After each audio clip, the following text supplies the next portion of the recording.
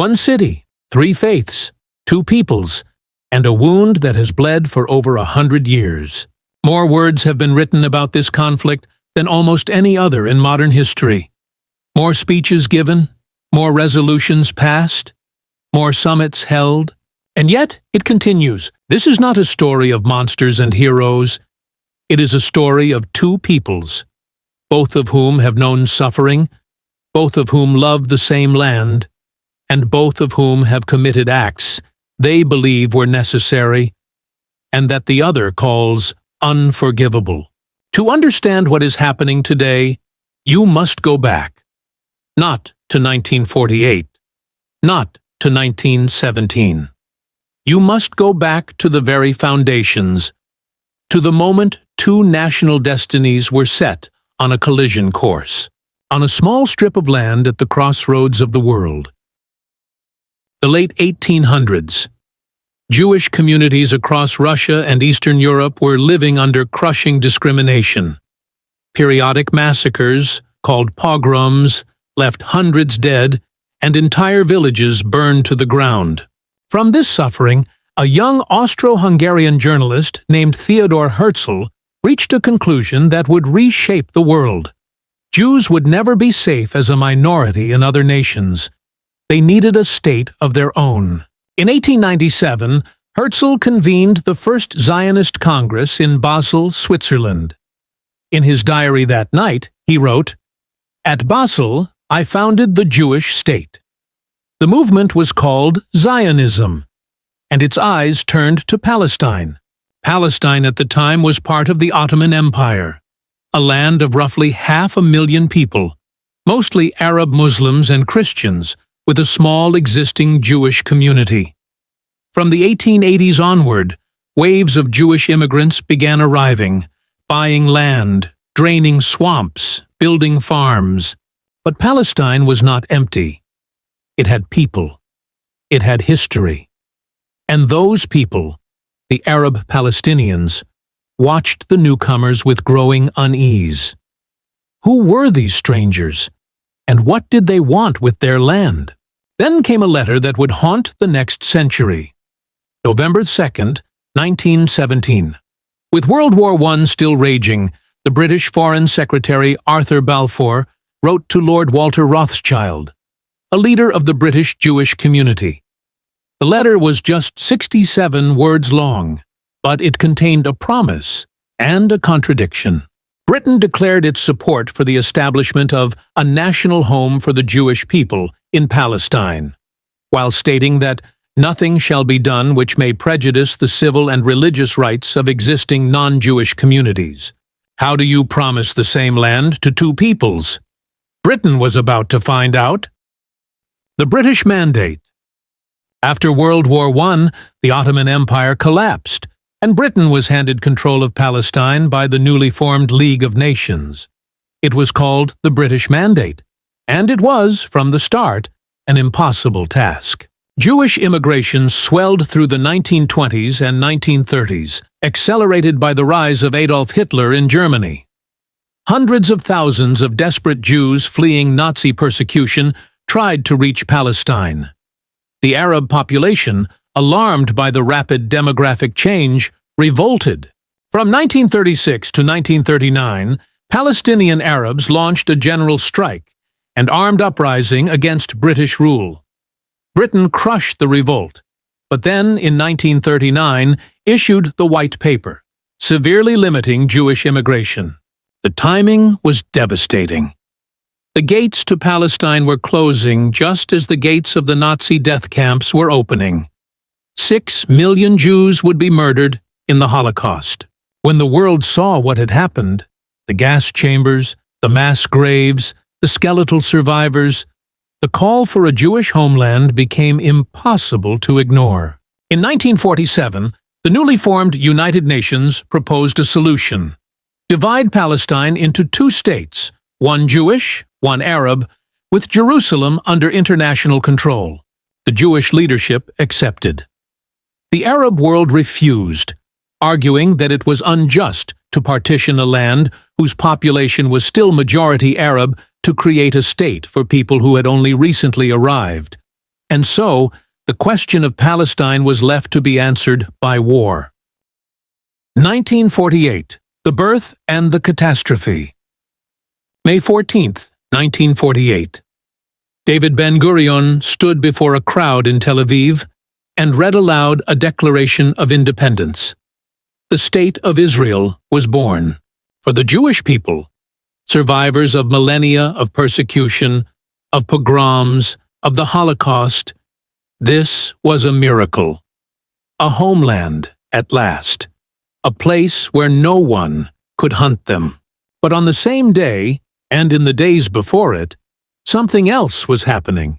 Across Palestine, Arab villages were being emptied.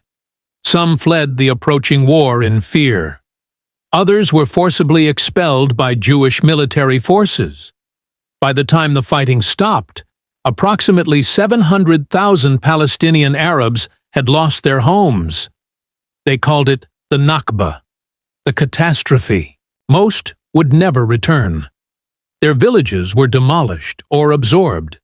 Their keys, they kept their keys.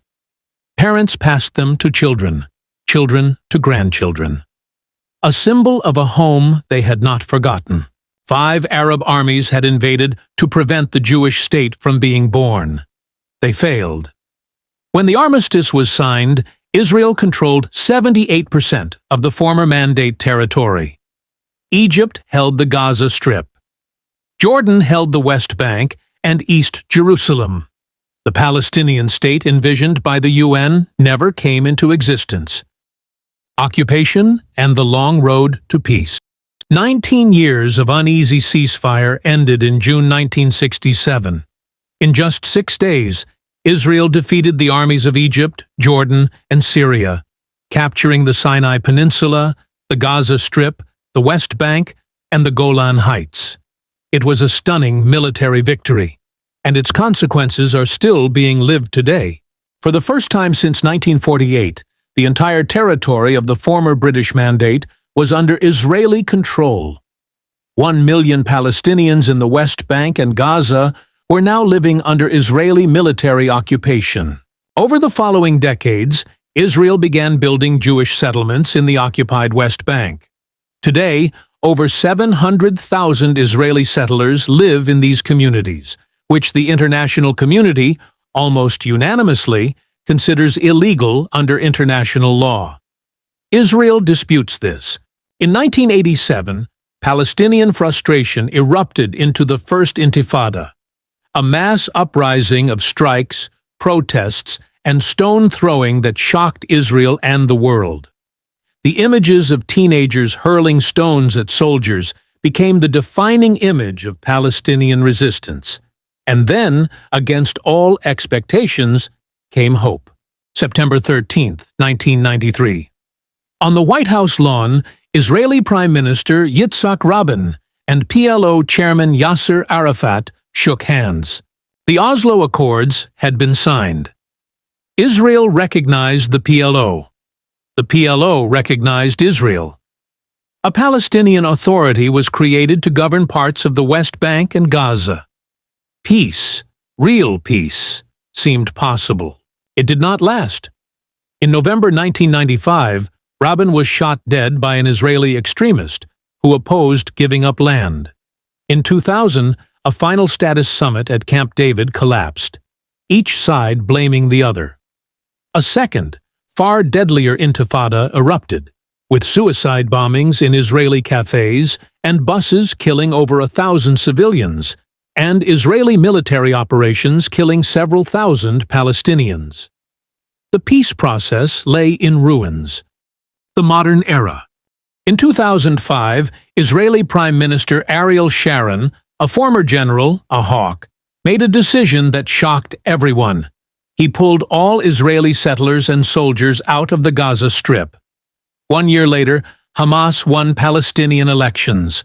A violent power struggle followed. By 2007, Gaza was under Hamas control, the West Bank under the Palestinian Authority. The Palestinian political project had fractured. For the next 16 years, Gaza and Israel exchanged fire in a series of devastating wars. 2008, 2012, 2014, 2021. Each time, thousands of Palestinian casualties damaged or destroyed civilian infrastructure in Gaza, Israeli towns under rocket fire, temporary ceasefires, and no resolution. Then came October 7, 2023. Hamas launched the largest and most deadly attack on Israel since the country's founding, killing approximately 1,200 people, men, women, children, the elderly, and taking around 250 hostages. Israel's response was the most intense military campaign in Gaza's history. By the end of 2024, Palestinian casualties numbered in the tens of thousands. Most of Gaza's population had been displaced. The humanitarian catastrophe drew condemnation from around the world, including from many of Israel's traditional allies. The world watched and argued and protested and mourned.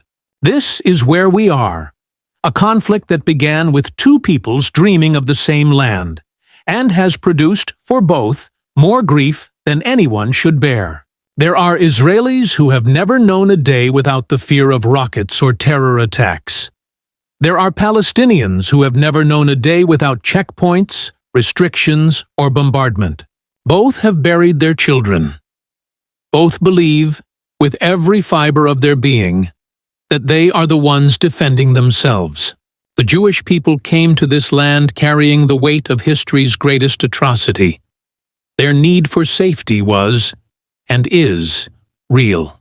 The Palestinian people were living on this land when that history arrived at their door. Their loss was, and is, real. There is no version of this story where one side is entirely right and the other entirely wrong. There is only a century of pain, misunderstanding, betrayal, and missed opportunity. And somewhere in the rubble, the faint possibility of a future where two peoples share one land in peace. Whether that future is still possible may be the most important question of our time.